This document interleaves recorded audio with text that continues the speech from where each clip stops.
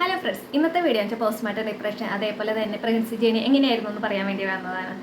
നമ്മൾ പെൺകുട്ടികളാകുമ്പോൾ അതിൻ്റെയൊക്കെ ഭയങ്കര ഡിപ്രഷൻ സമയമാണ് ആ സമയമൊക്കെ.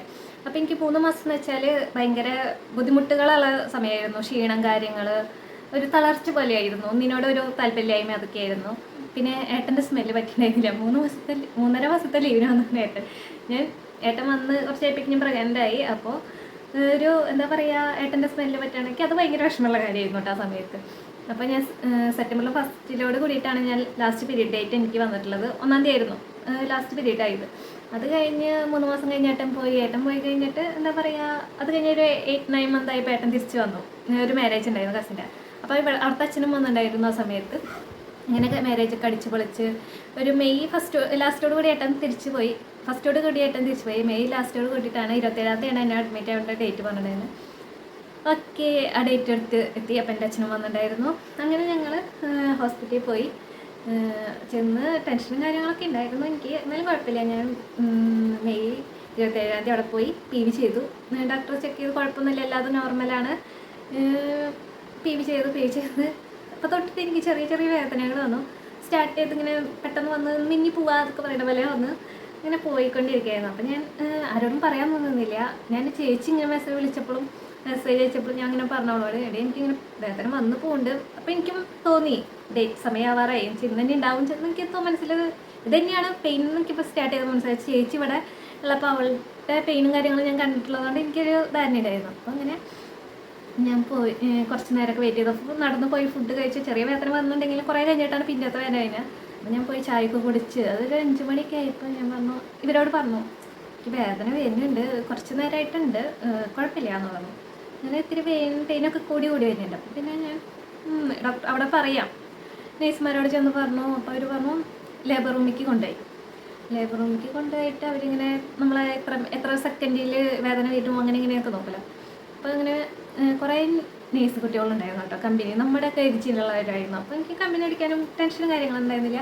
അവരിങ്ങനെ വെച്ച് നോക്കുക, അതേപോലെ അങ്ങനത്തെ കാര്യങ്ങൾ. ഇപ്പോൾ എത്ര സെക്കൻഡിൽ പെയിൻ നിൽക്കുന്നുണ്ട് അത് ഇതൊന്നൊക്കെ ഒരു മെഷീൻ വെച്ചിട്ടൊക്കെ നോക്കുന്നുണ്ട്. ഓക്കെ, എന്നോട് ചെന്ന വശം പറഞ്ഞിട്ടുണ്ടായിരുന്നത് 27-ാം തീയതി നൈറ്റോട് കൂടിയിട്ട് ട്യൂബ് കയറ്റിയിട്ട് പിറ്റേ ദിവസം ഡെലിവറി എന്നൊക്കെയാണ് പറഞ്ഞിട്ടുണ്ടായിരുന്നത്. അപ്പോൾ എനിക്ക് ഓക്കെ എന്നൊക്കെ വിചാരിച്ച് ഞാൻ പക്ഷെ പെട്ടെന്നാണല്ലോ വേദന വന്നത്. അപ്പോൾ പിന്നെ ഞാൻ ലേബർ റൂമിൽ പോയി. എന്താ പറയുക, നമുക്ക് ഒന്നിനോടും അവിടെ കിടക്കുക, വേദന വരാൻ സഹിക്കുക അങ്ങനെ. അപ്പം ഞാനും അത്ര വലിയ കാര്യത്തിൽ വേദന ഉണ്ടാവുന്നോ അങ്ങനെയൊന്നും ഞാൻ ഉദ്ദേശിച്ചത് ചെറിയൊരു വേദന അപ്പോൾ സഹിക്കാവുന്നത്, നമുക്ക് പിടിച്ച് നിൽക്കാം, കരയരുത്, എന്താ പറയുക, എത്ര വന്നാലും നമ്മളൊന്നും എന്ന് പറഞ്ഞ് നിൽക്കണം എന്നുള്ളൊരു മനസ്സിലാണ് ഞാൻ ലേബർ റൂമിലേക്ക് കയറിയിട്ടാണ്. ആദ്യത്തെ പെയിനൊക്കെ വരുമ്പോൾ കുഴപ്പമില്ല, ഒന്ന് സഹിച്ച് നിന്നു. പിന്നെ അവിടുത്തെ കട്ടിലുമ്പോൾ പിടിച്ചു. അതേപോലെ പിന്നെ പെയിൻ കൂടി വന്നപ്പോൾ ഞാൻ എനിക്കിരുന്ന് തുടങ്ങി. എനിക്കിരുന്നിട്ട് ഇങ്ങനെ ഞാൻ എനിക്കിരിക്കട്ടെ എന്ന് ചോദിച്ചു. എനിക്കിരുന്നു. പിന്നെ ആ വയറുമ്പോൾ ഒരു മെഷീൻ എത്ര സെക്കൻഡ് വരുന്നുണ്ടെന്ന് ആ ഒരു മെഷീനൊക്കെ വെച്ച് എന്തോ സാധനം വയറുമ്പോൾ വെച്ചവർ അങ്ങനെ പെയിൻ കൂടി. അപ്പോൾ എന്നോട് പറഞ്ഞു, ഞാൻ മാത്രമാണ് നൈറ്റാണ്. അപ്പോൾ എന്നോട് പറഞ്ഞു മോൾ ഈ ഫസ്റ്റത്തെ ബെഡിൽ വന്ന് കിടക്കാൻ പറഞ്ഞു. ഞാൻ അവിടെ പോയി കിടന്നു. വേദന സഹിക്കാൻ പറ്റണില്ല. ഞാൻ കരഞ്ഞു തുടങ്ങി. കരഞ്ഞ് അപ്പോൾ ഒരു എന്തോ പെയിൻ കുറയാനോ ഉറക്കത്തിന് എന്തോ സഡേഷൻ എന്തോ അങ്ങനത്തെ എന്തോ ഇഞ്ചക്ഷൻ ഉണ്ട് ശരിക്കും. പക്ഷേ എത്രയോ മിനിറ്റ് എനിക്കങ്ങനെ തോന്നുന്നത്. അവരെന്നോട് പറയണ്ടായിരുന്നു ആ കുട്ടിക്ക് അതിൻ്റെ ഇഞ്ചക്ഷൻ കൊടുക്കാനില്ല. അപ്പോൾ ഇല്ല, ആ കുട്ടിക്ക് അതിൻ്റെ ഇഞ്ചക്ഷന് കൊടുക്കാൻ സമയമായിട്ടില്ല എന്നൊക്കെ പറയുന്നു. അപ്പം ഞാൻ വിചാരിച്ചു സമയം ആവാണ്ടാവും, ആവുമ്പോൾ എനിക്ക് തരുമായിരിക്കും, വേദന കുറയുന്നൊക്കെ ഞാൻ അപ്പോൾ വിചാരിച്ചിരുന്നു. പിന്നെ അവർ പറഞ്ഞു അയ്യോ പെയിൻ കൂടുതലാണ് കുട്ടിക്ക്, ഇപ്പോൾ പെട്ടെന്ന് തന്നെ ഉണ്ടാവും ഡെലിവറി, അപ്പോൾ ഇഞ്ചക്ഷൻ കൊടുത്തു കഴിഞ്ഞാൽ ശരിയാവില്ല എന്ന് പറഞ്ഞു. എനിക്ക് വേദന സഹിക്കണം. എന്നിട്ട് ഞാൻ കുറേ ഇരുന്ന് കരഞ്ഞു. പിന്നെ ഞാൻ വാങ്ങി വിളിക്കാനാണ് പറഞ്ഞത്, പെയിൻ വരാൻ വാങ്ങി വിളിക്കുക. പക്ഷെ അവിടുത്തെ കേസുമാരെ സമ്മതിക്കണം കേട്ടോ. എന്താ പറയുക, എൻ്റെ ഈ പെയിൻ വരുന്നതെന്ന് വെച്ചാൽ ഞാൻ കരയണമെന്ന് വെച്ചാൽ ഈശ്വര അമ്മേന്ന് വിളിച്ചിട്ടുള്ള കരച്ചിലും ദൈവമേന്നൊക്കെ വിളിച്ചിട്ട് എന്ത് ഞാൻ നാണക്കേട് അത് കഴിഞ്ഞിട്ട് ആലോചിക്കുന്നു. എനിക്ക് പക്ഷെ സഹിക്കാൻ പറ്റാത്തൊരു വേദനയായിരുന്നു. പഠിച്ചവനെ എനിക്ക് വിളിച്ചിട്ട് ഞാൻ കരഞ്ഞിട്ടുണ്ട്. അത്രയും പെയിൻഫുള്ളായിരുന്നു. നമുക്ക് ചിലർക്ക് സഹിക്കാൻ പറ്റിയായിരിക്കും, പക്ഷെ എനിക്ക് പറ്റാത്ത വേദനയായിരുന്നു. ഓവർ നല്ല പെയിനായിരുന്നു. അവിടുത്തെ നേഴ്സുമാരവിടെ ഇരുന്ന് പറഞ്ഞിട്ടുണ്ടായിരുന്നു കുട്ടിക്ക് നല്ല പെയിനാണ്, അത് ഇഞ്ചക്ഷൻ കൊടുക്കാണ്ടാണെന്നൊക്കെ പറയണ്ടായിരുന്നു. പക്ഷെ അവരെ പറഞ്ഞിട്ട് കാര്യം എനിക്ക് പെട്ടെന്ന് പെയിൻ വരുന്ന അവരും വിചാരിച്ചില്ല ഇങ്ങനെ കൂടുതലാവുന്നു. അങ്ങനെ എന്താ പറയുക, ട്യൂബ് മറ്റേ എന്താ വയറ് ക്ലീൻ ആക്കാതെ ഇതില്ലേ അതൊക്കെ ചെയ്തു. ചെയ്യാനറിയാത്തൊരു കുട്ടിയാണ് ആദ്യം ചെയ്തത്. പക്ഷേ എന്താ പറയുക, അത് ഇത്തിരി പെയിൻഫുള്ളായിരുന്നു. ശരിക്കും പെയിൻഫുൾ അല്ലാത്തൊരു സംഭവമാണത്. പക്ഷേ എനിക്ക് ഭയങ്കര പെയിൻഫുള്ളായിട്ട് സീനിയർ നേഴ്സ് വന്നിട്ടാണ് എനിക്കത് ചെയ്തത്. കുട്ടികളാകുമ്പോൾ അതിൻ്റെതായ ബുദ്ധിമുട്ടുകൾ പഠിക്കണവരാണല്ലോ, അപ്പോൾ സ്റ്റുഡൻസാണ്, അപ്പോൾ അതിൻ്റെ ബുദ്ധിമുട്ട് എനിക്ക് നേരിട്ടും കുഴപ്പമില്ല. ആ ഒരു ബുദ്ധിമുട്ട് മാത്രമേ, ചെറിയൊരു ബുദ്ധിമുട്ട് മാത്രമേ എനിക്ക് നേരിട്ടുള്ളൂ. അതുകൊണ്ട് കുഴപ്പമൊന്നും ഉണ്ടായിരുന്നില്ല.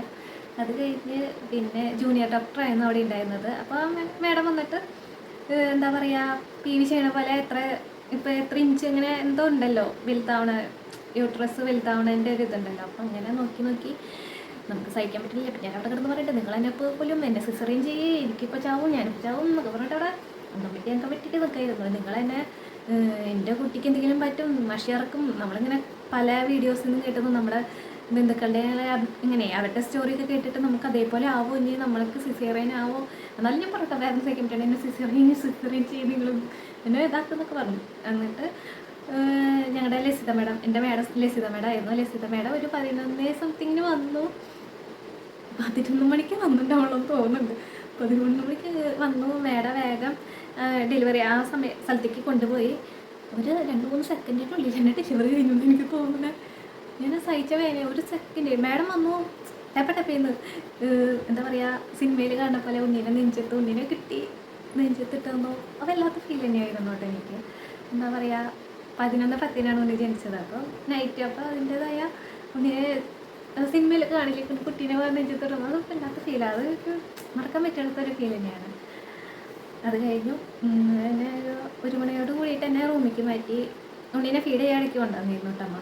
അങ്ങനെയൊക്കെ മാറ്റി, കുഴപ്പമൊന്നുമില്ല. അത് കഴിഞ്ഞിട്ട് ഞാൻ ഒരു 5 ദിവസമൊക്കെ അവിടെ അഡ്മിറ്റ് ആയിരുന്നു. പക്ഷേ മദർ ഹോസ്പിറ്റലായിരുന്നു. വളരെ നമ്മൾ വിചാരിച്ചതിനേക്കാളും റേറ്റ് ഫീസൊക്കെ കുറവായിരുന്നു. നമുക്ക് എന്തിനും ബുദ്ധിമുട്ട്, മരുന്നൊക്കെ അവർ തന്നെയാണ് നമുക്ക് കൊണ്ടുവന്നിരുന്നത്. അങ്ങനെ വീട്ടുകാരായാലും മരുന്ന് അതൊന്നും പറഞ്ഞാൽ ബുദ്ധിമുട്ടായിട്ട് വന്നിട്ടൊന്നുമില്ല. നമുക്ക് എല്ലാതും റൂമിലേക്ക് എത്തിയിരുന്നു. ഫുഡായാലും നമുക്ക് റൂമിലേക്ക് കൊണ്ടുവരാച്ചാൽ അവർ കൊണ്ടുവന്നിരുന്നു. അങ്ങനെ ഒരു ബുദ്ധിമുട്ട് നമുക്ക് ഉണ്ടായിട്ടില്ല.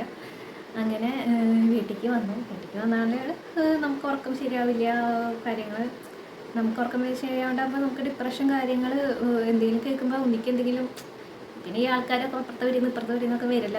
ഈ കുട്ടിക്ക് അങ്ങനെ ചെയ്യണം, മരുന്ന് കഴിക്കി, ഇതെന്ന്. എനിക്ക് മരുന്ന് കഴിക്കാൻ തീരെ താല്പര്യമില്ലാത്ത ആളായി. ഇംഗ്ലീഷ് മരുന്ന് കഴിക്കാൻ പോലും താല്പര്യമില്ല. എന്തെങ്കിലും ടച്ചിങ്സ് ഉണ്ടെങ്കിൽ മാത്രമേ ഈ മരുന്ന് കഴിക്കാൻ എനിക്ക് വേണം. ആ ആൾ കഷായം കുടിക്കുക, തൊട്ട് ഉള്ളിലേഹ്യം, പിന്നെ അങ്ങനത്തെ കുറേ മരുന്നുകളൊക്കെ കഴിക്കാൻ എനിക്ക് ഏറ്റവും വലിയ ഡിപ്രഷൻ അതായിരുന്നു. മരുന്ന് കഴിക്കാതെ പറ്റാത്തൊരു ആയിരുന്നു. കഴിച്ചിട്ടോ, അത്ര ഉണ്ടാക്കണതിൻ്റെ അത്ര വാങ്ങണതിന് അത്ര ഗുണങ്ങൾ ഉണ്ടാവില്ല, അത് ശരിയാണ്.